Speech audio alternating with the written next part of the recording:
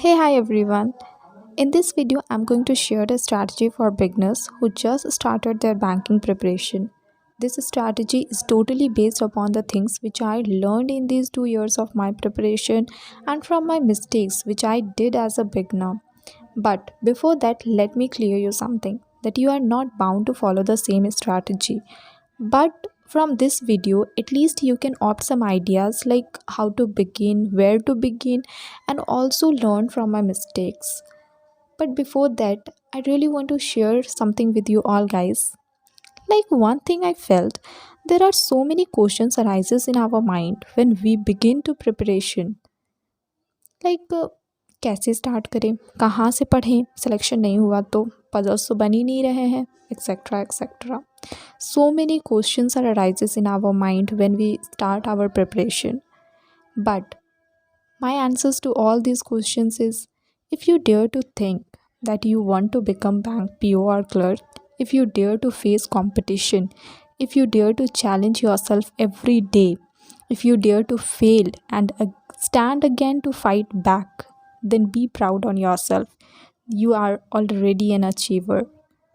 Because अगर उतना ही आसान होता बैंक पीओ या क्लर्क बनना तो आज सबके घर में एक एक पीओ होता, राइट. सो कुछ लोग जो बोलते हैं कि 6 मंथ 7 मंथ्स एंड 8 मंथ में बैंक पीओ निकाल लिए लिए हैं, हो सकता है, आई एम नॉट सेइंग कि नहीं होता है, बट उनकी बेसिक्स वगैरह पहले से बहुत ज़्यादा स्ट्रांग होती हैं एंड उनको सिर्फ सिलेबस थोड़ी बहुत करनी रहती हैं एंड उनका निकल जाता है. ठीक है, 100 में से 5% 4% ऐसे होते हैं, बट जो बाकी के 90% 95% होते हैं उनको टाइम लगता है गाइस. ठीक है, कोई 2 साल में, कोई 3 साल में, कोई तो 4 साल में कोई भी सिलेक्शन लेता है.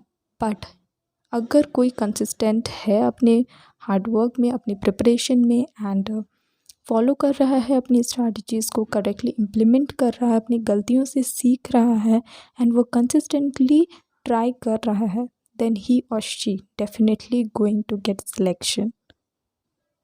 So this is my experience. So after 1.5 year of consistent preparing for bank examination. So grab your notebook and let's make your strategy. Let's just start with English section first. So English की बात करते हैं तो English में सबसे ज़्यादा जो importance रखता है वो है रीडिंग.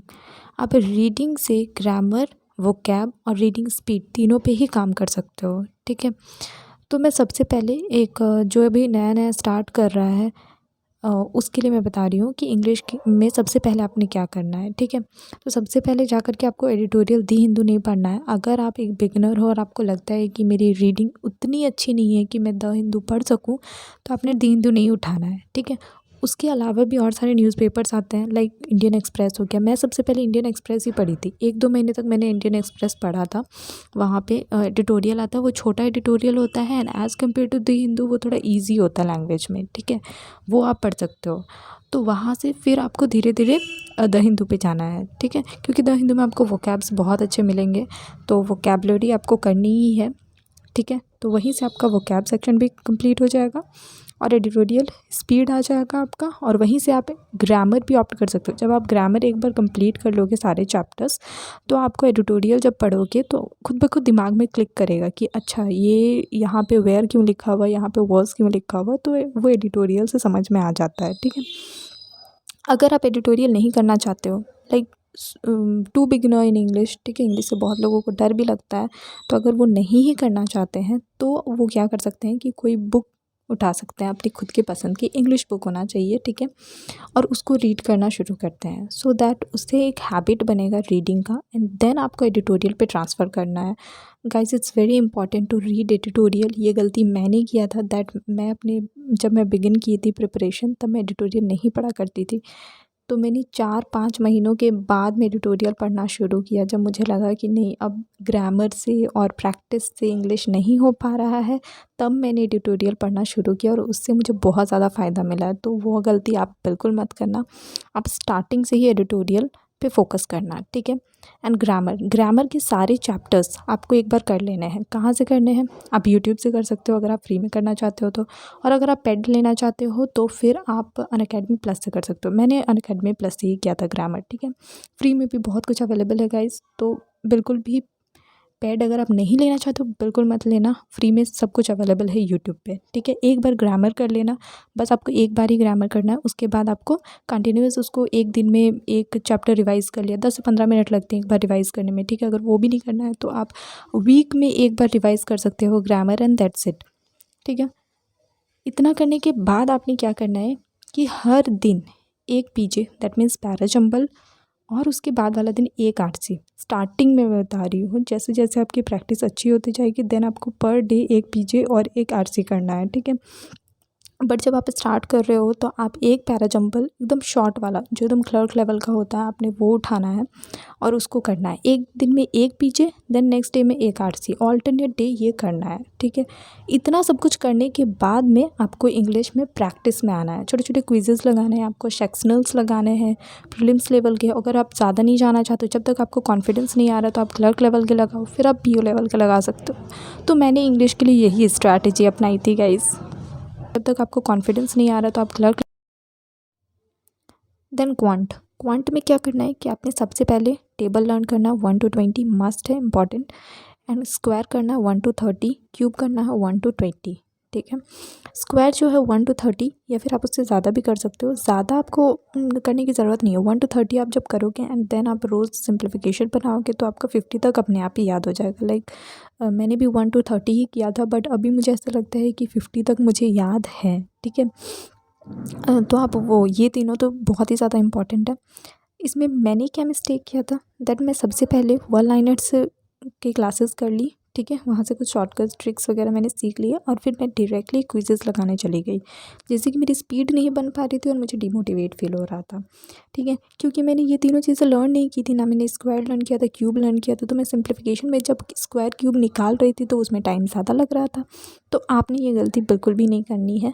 सबसे पहले तो आप लर्न कर लीजिए इन तीनों चीज़ों को। लर्न करने का तरीका क्या होना चाहिए, एक पेपर में मैंने लिख लिया था और जब भी मैं क्वांट पढ़ने की बैठती थी उससे पहले मैं उन पेपर्स को एक बार गो थ्रू हो जाती थी, एक बार रीड कर लेती थी और उसके बाद मैं क्वांट पढ़ने बैठती थी, ठीक है। आप ये कर सकते हो, या फिर आप जहाँ स्टडी टेबल है आपका वहाँ पे आप ऐसे स्टिक कर दो उसको, ताकि आप बार बार देखो तो वो दिमाग में बैठता चला जाए, ठीक है। उसके बाद अपने जितने भी वन लाइनर्स हैं, मिसिंग, रॉन्ग, देन आपका क्वाड्रेटिक, सिंप्लीफिकेशन, अप्रॉक्सीमेशन, ये सब कुछ आपने एक बार यूट्यूब से सीख लेना है, ठीक है। आप कहीं से भी देख सकते हो, लाइक अड्डा में पढ़ाया जाता है। मैंने कहाँ से सीखा था, मैं आशीष सर से पढ़ती हूँ क्वांट, ठीक है। अभी भी मेंस के लिए भी मैं उन्हीं से पढ़ती हूँ और प्रीलिम्स में मैंने उन्हीं से पढ़ा, स्टार्टिंग से ही मैं उनको ही फॉलो कर रही हूँ, ठीक है। मैंने अनअकैडमी प्लस में भी उन्हीं से पढ़ा था और यहाँ पे भी यूट्यूब में भी।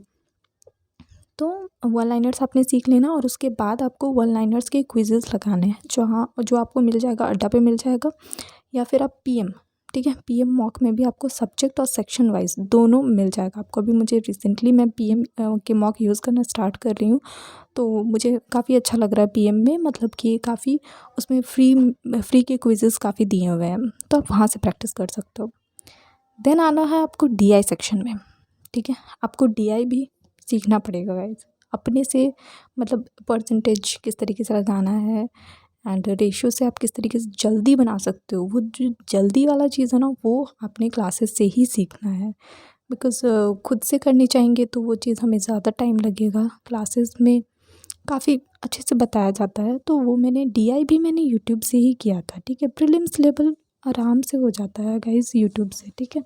तो मैंने डीआई सीखा और उसके बाद फिर डीआई के भी क्विजेस आते हैं अड्डा में और पीएम में, तो आप वहाँ से लगा सकते हो।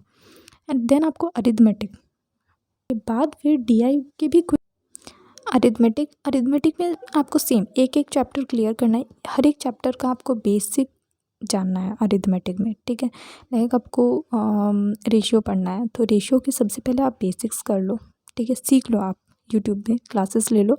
देन आप उसका प्रैक्टिस करो, बेसिक क्वेश्चंस, छोटे छोटे क्वेश्चंस। देन आप थोड़े से मॉडरेट लेवल पे आओ एंड देन डिफ़िकल्ट लेवल पे। ये चैप्टर हो गया, देन आप नेक्स्ट डे नहीं, मतलब कुछ टाइम लगेगा एक एक चैप्टर कंप्लीट करने में। अगर आप फर्स्ट टाइम कर रहे हो अरिथमेटिक तो आपको टाइम लगेगा, हो सकता है आपको 4-5 दिन लग जाए, हो सकता है 1 सप्ताह लग जाए एक चैप्टर कंप्लीट करने में अच्छे से, तो इट्स डिपेंड। ठीक है, तो हर एक चैप्टर को इस तरीके से कंप्लीट करना है और उसके बाद फिर रिवाइज करना है। तो इट्स देन इतना सब कुछ करने के बाद, कंप्लीट करने के बाद मैंने लाइक क्विज़ेस दिए, छोटे छोटे क्विज़ेस दे स्टार्ट किए। फिर क्विज़ेस में जब मेरे को अच्छा खासा कमाल लग गया और कॉन्फिडेंस आने लगा, तब मैं सेक्शनल मार्क्स लगाने लगी। और जितना ज़्यादा आप सेक्शनल मार्क्स लगाओगे आपकी प्रैक्टिस उतनी ही ज़्यादा अच्छी होगी। देन रीजनिंग की बात करते हैं तो रीजनिंग में ऐसे बेसिक्स कुछ भी नहीं होता है।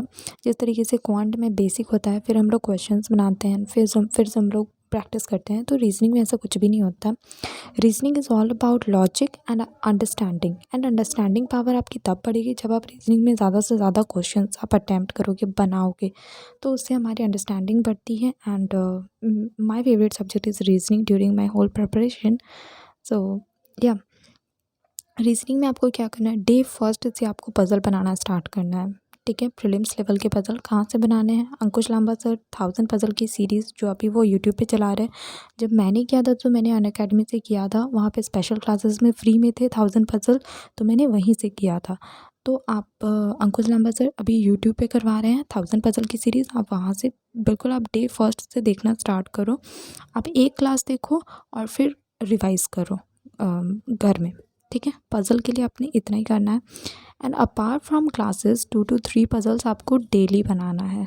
ठीक है, थर्ड पॉइंट कि आपको सारे मिसलेनियस के चैप्टर्स एक बार फिनिश करना। और मिसलेनियस के चैप्टर्स बहुत इजी होते हैं गाइस। रीजनिंग के आप विद इन 1 वीक और 2 वीक आप सारे मिसलेनियस के चैप्टर्स कंप्लीट कर सकते हो।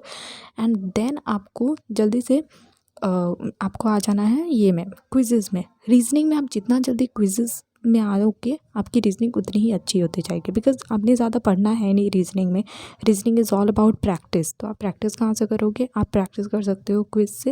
एंड उसके बाद क्विज़ेस में जिस तरीके से तो नंबर आने स्टार्ट हो जाए, आपको थोड़ा कॉन्फिडेंस लगने लगे, देन आप सेक्शनल पे चले जाओ। ठीक है, रीजनिंग में आप जितना ज़्यादा मार्क्स लगाओगे, रीजनिंग में जितना ज़्यादा आप सेक्शंस लगाओगे, क्विजेस दोगे, आपकी अंडरस्टैंडिंग बढ़ेगी तो आपकी स्पीड बढ़ेगी और रीजनिंग में मार्क्स आप अच्छे खासे उठा सकते हो प्रीलिम्स में दोगे आपकी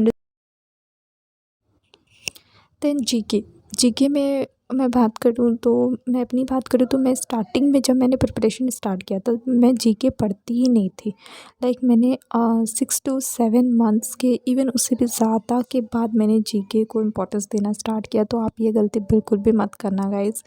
बिल्कुल जीके को इम्पोर्टेंस देना, मेंस में ये बहुत मेजर रोल प्ले करता है। मैं अभी मेंस की प्रिपरेशन कर रही हूँ एंड आई अंडरस्टैंड कि जीके जो है वो लास्ट पोजीशन पे करना कितना मुश्किल होता है। सो इसको थोड़ा सा इम्पोर्टेंस देना गाइस, स्टार्टिंग से ही थोड़ी थोड़ी करके ही आप पढ़ना। ठीक है, जीके में भले ही आप ज़्यादा ना पढ़ो बट थोड़ा थोड़ा भी करके आप डेली हैबिट बनाना है इसको। ठीक है, तो फर्स्ट पॉइंट क्या है कि आपको करंट अफेयर्स का एक वीडियो सोर्स देखना है। चाहे आप अड्डा से देखो, कपिल काटपाल सर से देखो, आप कहीं से भी देखो। मैं कपिल काटपाल सर को फॉलो करती हूँ जीके के लिए। ठीक है, एंड आपको अगर वीडियो सोर्स नहीं चाहिए तो आप पीडीएफ से पढ़ना चाहते हैं तो आप अफेयर्स क्लाउड से पढ़ सकते हैं। वहाँ पे बहुत अच्छे, मतलब बैंकिंग के लिए बहुत ही अच्छा सा करंट अफेयर्स मिल जाता है हर रोज़। देन स्टैटिक आप कहाँ से करोगे, स्टैटिक आपको कहीं से भी कवर करने की ज़रूरत नहीं है एक्स्ट्रा। सो स्टैटिक आपके कहीं एक्स्ट्रा से नहीं करना है। आप जो जीके पढ़ोगे, मतलब जो जनरल अवेयरनेस या फिर करंट अफेयर्स आप पढ़ोगे, वहीं से आपको स्टैटिक्स भी पूछे जाते हैं। स्टैटिक में बोलूँ तो 2 से 3 क्वेश्चन आता है, जहाँ तक मैंने अभी एनालिसिस किया है पिछले साल के कुछ मेंस पेपर में। तो आप स्टैटिक जो है वो करंट अफेयर से ही कर सकते हो, आपको एक्स्ट्रा से कुछ स्टैटिक पढ़ने की ज़रूरत नहीं है। हाँ, आप पढ़ना चाहते हो तो आप national park, wild life sanctuary और कैपिटल करेंसी ये आप पहले याद करके रख सकते हो, ताकि अगर आप चाहते हो कि मेंस में आपका बर्डन ना पड़े तो। ठीक है, एंड बैंकिंग अवेयरनेस कहाँ से करना है, आपने फ्री में यूट्यूब में कपिल सर की क्लासेस पढ़े हुए, आप वहीं से कर सकते हो। मैंने भी वहीं से किया है। ठीक है, और पेड के लिए आप ऑब्वियसली अनअकैडमी प्लस में कर सकते हो, अड्डा में भी शायद प्लस। सो या this is my strategy for beginners and specially आप मेरे मिस्टेक्स पे ध्यान देना गाइस। मैंने जो मिस्टेक किया आप वो मत करना। ठीक है, तो स्टार्टिंग से ही सारे सब्जेक्ट्स को आप वैल्यू देना एंड सारे सब्जेक्ट्स को साथ लेकर के चलना। भले ही आप थोड़ा थोड़ा करो बट आप करो, ठीक है। जब तक आप स्टार्ट नहीं करोगे तब तक आपको पता नहीं चलेगा कि चीज़ें कैसी चल रही हैं, ठीक है। वो बोलते हैं ना कि आप चलना शुरू तो करो, रास्ते अपने आप बनते चले जाएंगे और मंजिल भी मिलेगी, ठीक है। So if you like my videos, do like and subscribe to my channel. It encouraged me to do more videos and about motivation, about my experiences and about my mistakes, so from where you can learn and don't make those mistakes, ठीक है। So see you in my next video. Till then, bye bye, take care.